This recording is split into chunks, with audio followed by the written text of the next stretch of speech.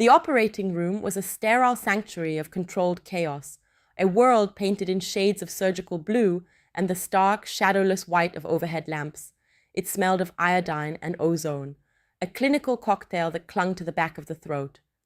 In the center of this world, under the focused glare of the lights, lay the exposed, beating heart of a man whose life depended on the ballet of hands moving within his open chest. For Nurse Elara Vance, this was peace. The rhythmic sigh of the ventilator, the steady, electronic pulse of the cardiac monitor, the quiet metallic click of a hemostat clamping shut, these were the sounds of order wrested from the jaws of entropy. Her movements were a study in economy, a fluid grace that belied the 10-hour shift already weighing on her bones. When Dr. Alistair Finch called for a DeBakey forceps, her hand was already there, the polished steel instrument resting perfectly in his gloved palm before the last syllable had faded. She anticipated, she provided, she was a silent, indispensable cog in a life-saving machine. Elara was a ghost in the hospital's ecosystem. She drifted through the bustling corridors with a quiet that was often mistaken for timidity. Her face, framed by the sterile confines of a surgical cap, was serene, her gray eyes holding a depth that seemed to absorb the light around them. They were old eyes, eyes that had seen far more than the interior of an operating theater. Few ever noticed the way she moved, the subtle balancing of her weight on the balls of her feet, a posture of readiness that was instinct, not intention. Nor did they pay much mind to the faint, silvery tracery of a scar on her left forearm, a lattice of healed tissue that snaked from her wrist to her elbow. When asked, which was rare, she would offer a small, dismissive smile and murmur something about a foolish encounter with a hot baking sheet years ago. The story was simple, domestic, and utterly believable, a perfect piece of camouflage for a past buried so deep it was practically geological.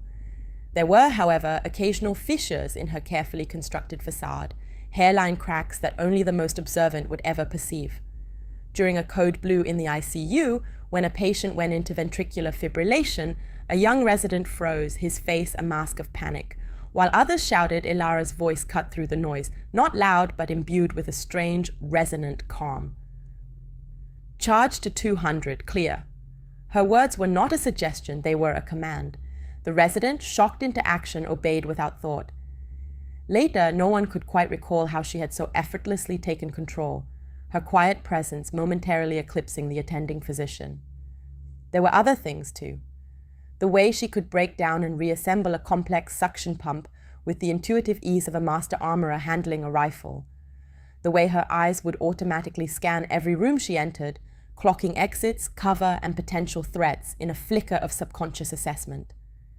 These were the echoes of another life, the muscle memory of a different kind of training, and in the sterile, predictable world of medicine, they went unnoticed, dismissed as quirks of a uniquely competent, if odd, professional. Dr. Alistair Finch was the antithesis of Elara's quietude.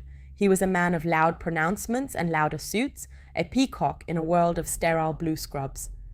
As the chief of cardiothoracic surgery, he was a demigod within the hospital walls, his skill with a scalpel matched only by his towering arrogance.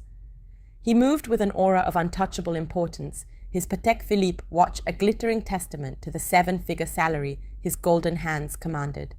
He saw his surgical team not as colleagues, but as an extension of his own will, instruments to be used and discarded as his needs dictated. He treated residents with sneering condescension and nurses with impatient disdain.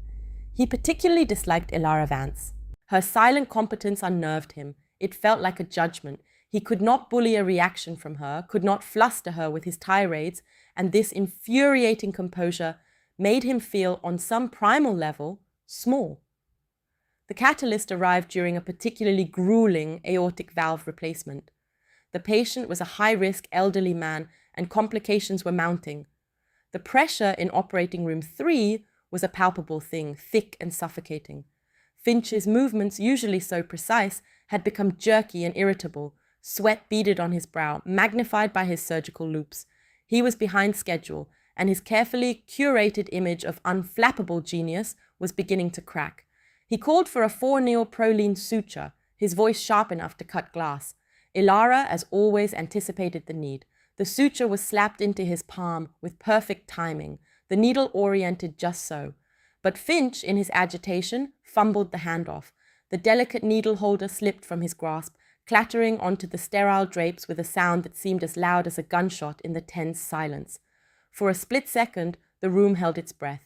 Then Finch exploded. His head snapped up, his eyes magnified and distorted behind his loops, blazing with a furious, misdirected rage. He rounded on Ilara, his finger jabbing at her through the sterile air. What was that? Were you sleeping? His voice was a shrill bark echoing off the tiled walls. The other nurses and the anesthesiologist stared, frozen. Ilara's face remained a placid mask, her eyes giving nothing away. "Doctor, she began, her voice low and even. He cut her off. "Do not talk back to me. Your one job is to anticipate my needs, to be an extension of my hands.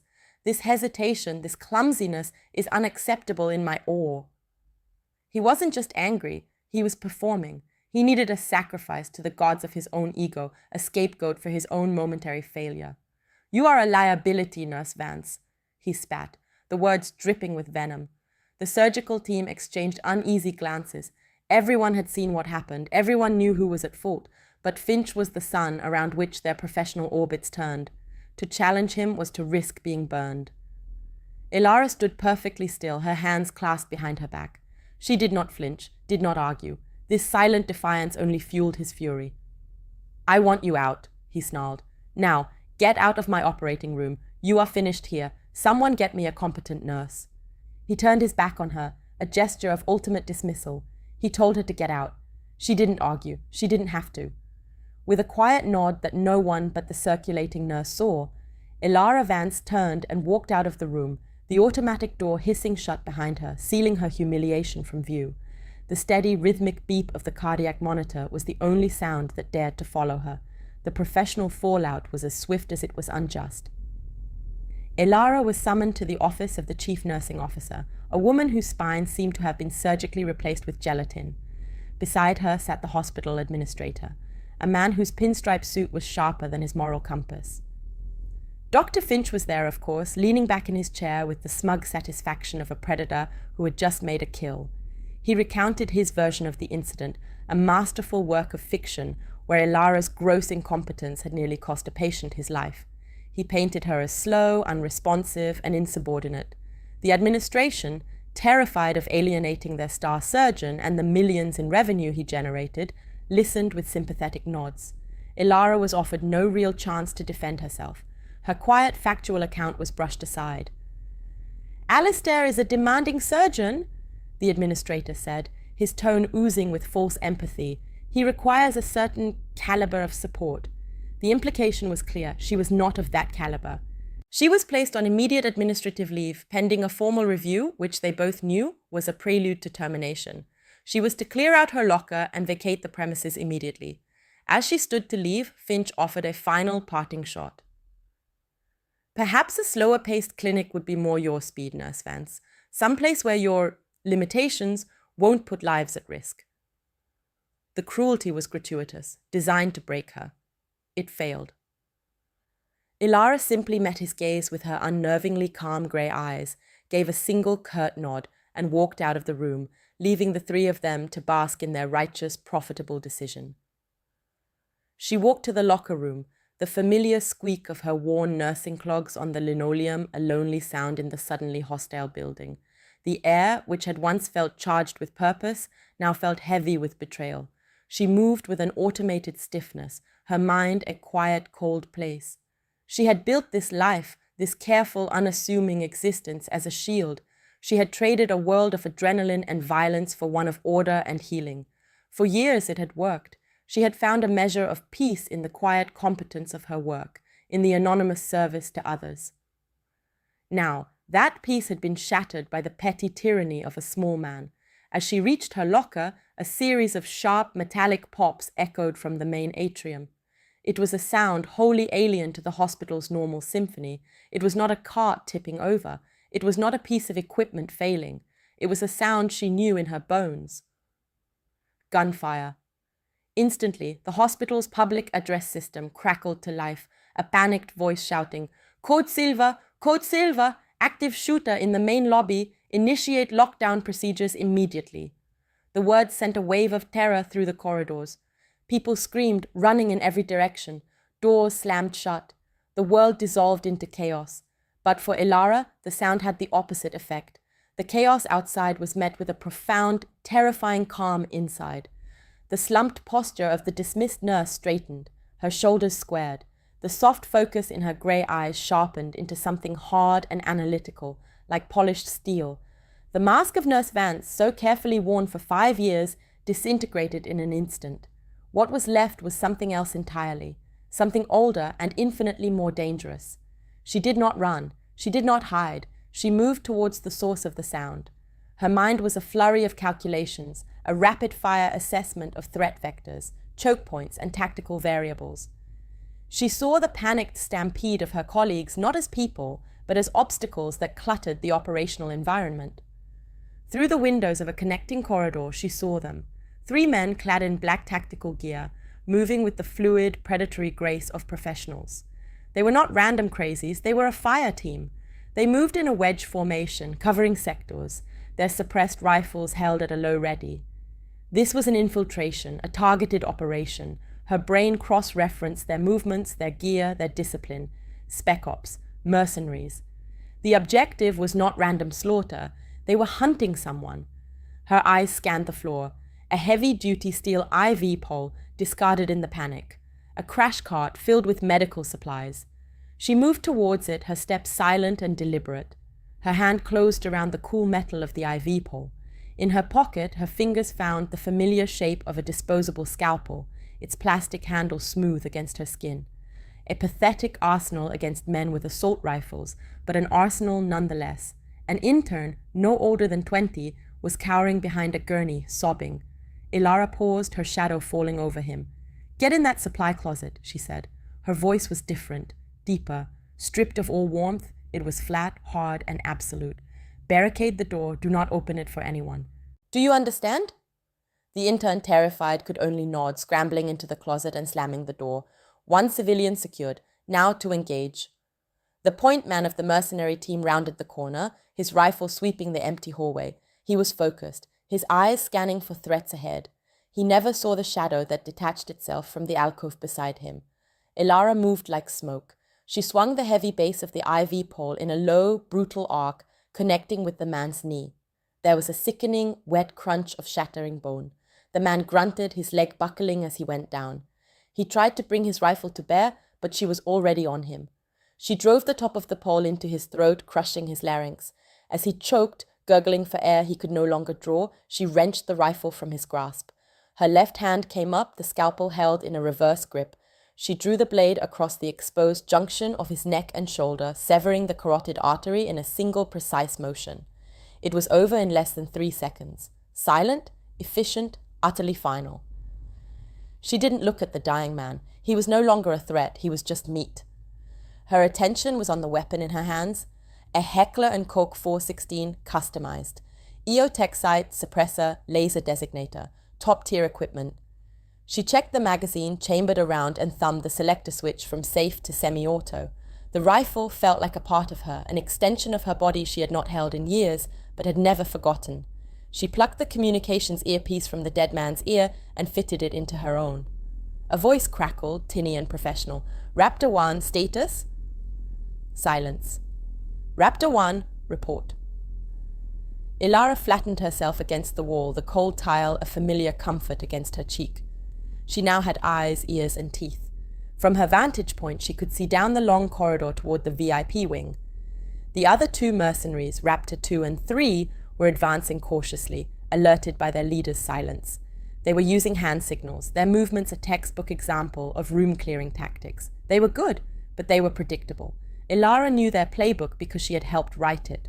Her mind raced, processing the hospital layout she knew intimately. Ventilation shafts, service tunnels, sterile corridors. She knew a dozen ways to flank their position. She began to move, not as a nurse but as a hunter, melting into the shadows of the building she had once sought to heal within. Dr. Finch was huddled in a small consultation room with 2 other surgeons, his bravado having evaporated into pure, unadulterated terror. He was peering through the small wire-reinforced window in the door, his heart hammering against his ribs. He saw the 2 armed men advancing down the hall. Then he saw something else. A figure in blue scrubs moving with an impossible fluidity emerged from a side hallway behind them. It was the nurse. Vance! She was holding a rifle. For a moment, his terrified mind couldn't process the scene. He thought she had joined them, that this was some kind of elaborate, insane revenge. But then he saw the way she held the weapon, the way she moved. It was not the clumsy posture of an amateur. It was the coiled, predatory grace of an apex predator. Ilara raised the rifle to her shoulder, the holographic sight painting a red dot on the back of Raptor 3's helmet. She tracked his movement, her breathing slowing to an almost imperceptible rhythm. 2 heartbeats, inhale, exhale. She squeezed the trigger. The suppressed rifle coughed, a sound like a heavy book falling flat. The mercenary's head snapped back, a small dark hole appearing just below the helmet's rim at the C2 vertebrae. The spinal cord was severed instantly. He dropped like a marionette with its strings cut, his body collapsing in a heap without a sound. Raptor 2 spun around, alerted by the sudden dead weight of his partner. He raised his rifle, spraying a frantic burst of fire down the hallway.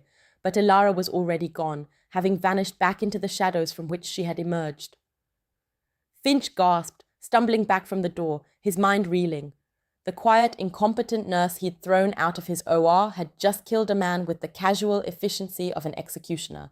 The image was burned into his retinas. Her calm, focused face, the utter lack of hesitation, the cold, deadly precision. It was inhuman. The other surgeons in the room stared at him, their faces pale. "Did you see that?" one of them whispered, his voice trembling. That was Nurse Vance. Finch could only nod, his throat too dry to speak. The entire foundation of his world, a world built on status, hierarchy, and his own perceived superiority, had just been demolished by a woman he had dismissed as a nobody. Inside the earpiece, the voice was no longer calm. "Raptor 3 is down. Raptor 2, what is your position? We have an unidentified hostile, expert classification." Ilara was already moving, sprinting silently down a parallel service corridor. She knew their target had to be in the secure suite at the end of the VIP wing. It was the only room with dedicated security and reinforced doors. She remembered the patient who had been admitted there under a pseudonym 2 days ago, a man with multiple GSWs, listed as a security contractor injured overseas. Sergeant Cole, Rico, Rivas. He was the target. She had to get to him before Raptor 2 did. She emerged from the corridor just as Raptor 2 was placing a shaped charge on the door of the secure suite. He was focused on his task, his back to her. He never heard her coming. She didn't use the rifle this time. It would be too loud, even suppressed. She closed the distance in 3 silent strides. Her left arm snaked around his neck, her hand clamping over his mouth to stifle any sound. Her right hand, still holding the scalpel, plunged deep into his kidney from behind. She twisted the blade viciously. The man convulsed, a muffled scream dying in his throat. His body went rigid with agony. She held him for a moment, supporting his weight, then let him slide silently to the floor. The crisis was over. 3 hostiles, 3 neutralized. Total engagement time, 94 seconds. Ilara leaned against the wall, the adrenaline beginning to recede, leaving a familiar, hollow ache in its wake. The rifle felt heavy in her hands. The smell of cordite and blood was a ghost from a past she had fought desperately to escape. The silence that followed was profound, broken only by the distant wail of approaching sirens. She had protected the innocent. She had eliminated the threat. But in doing so, she had destroyed the sanctuary she had so carefully built. She was no longer Nurse Vance. She was not sure who she was anymore.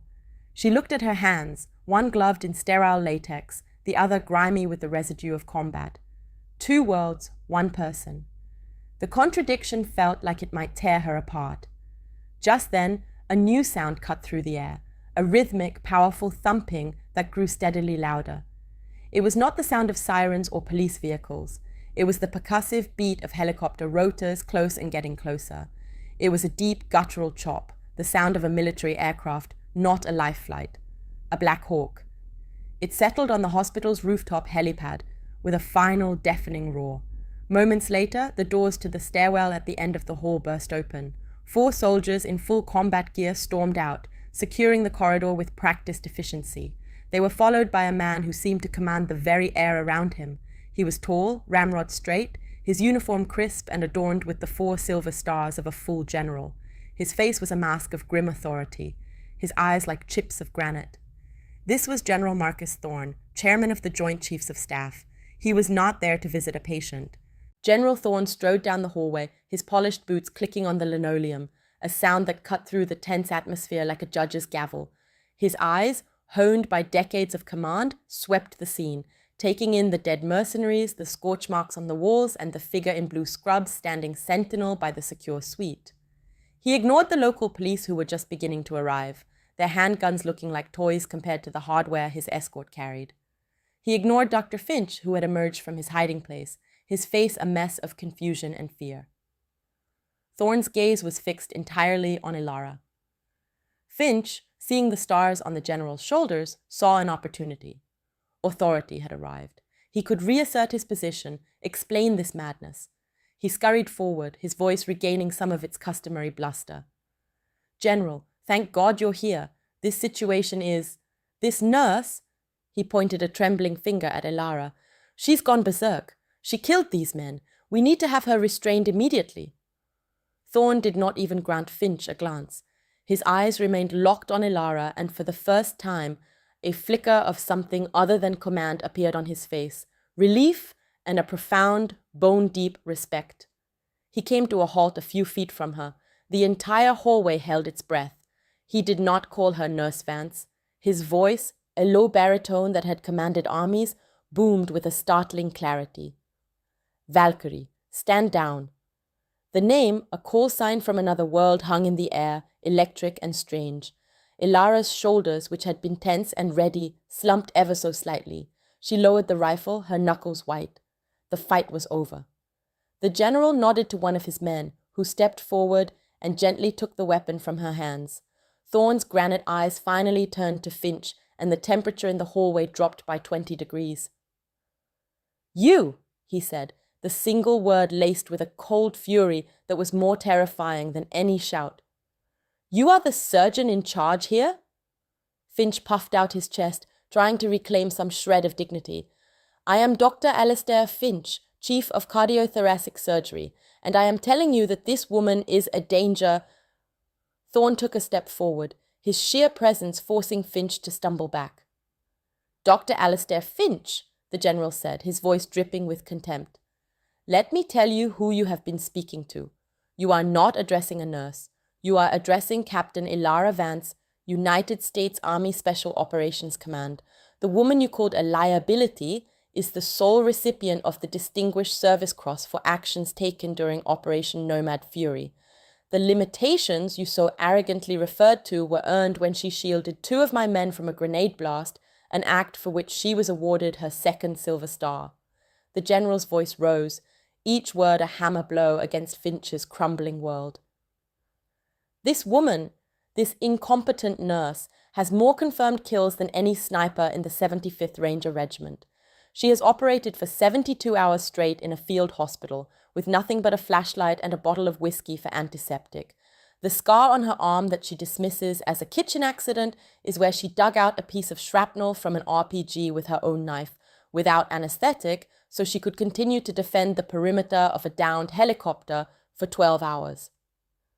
The man in that room," he gestured to the secure suite, "is Sergeant Cole Rivas, a key witness in a federal terrorism case.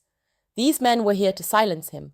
The only reason he is alive right now is because Captain Vance was here to stop them." He paused, letting the weight of his words settle into the stunned silence of the corridor. The faces of the assembled doctors and nurses were a gallery of shock and awe.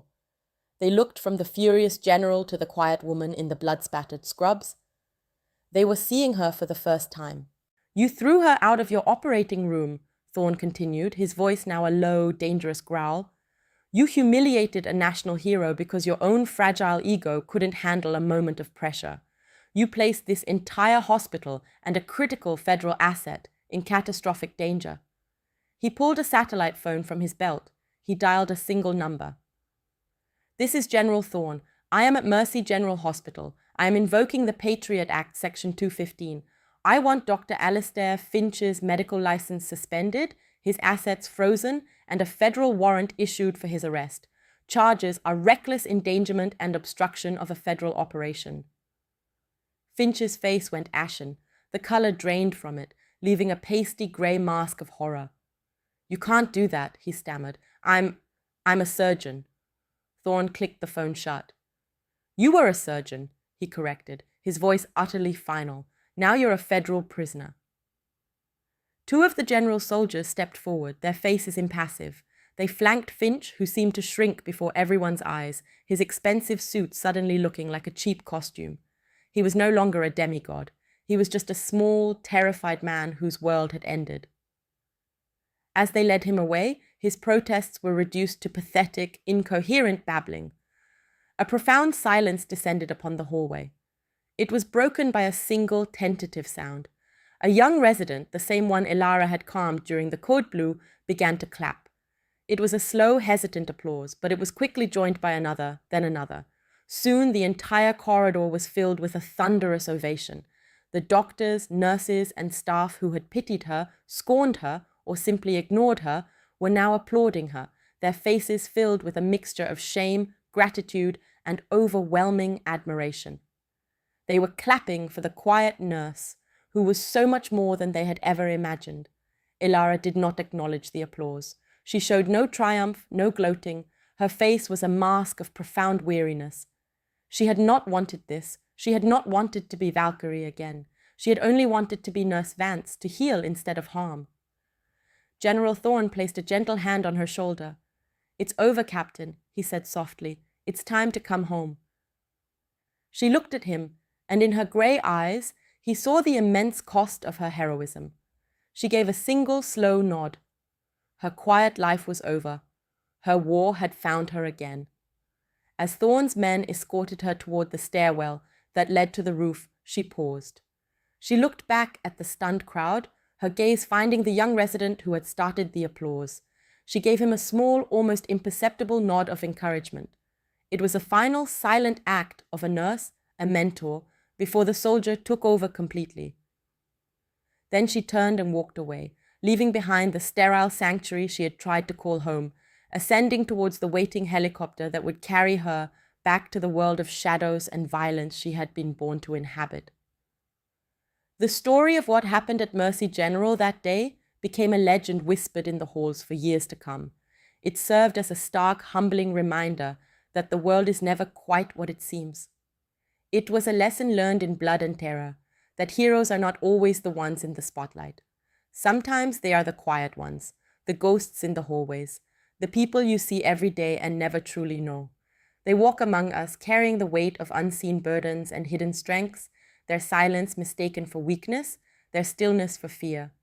They are the hidden wolves, the stoic protectors, and they prove, time and again, that the deepest scars often forge the strongest souls.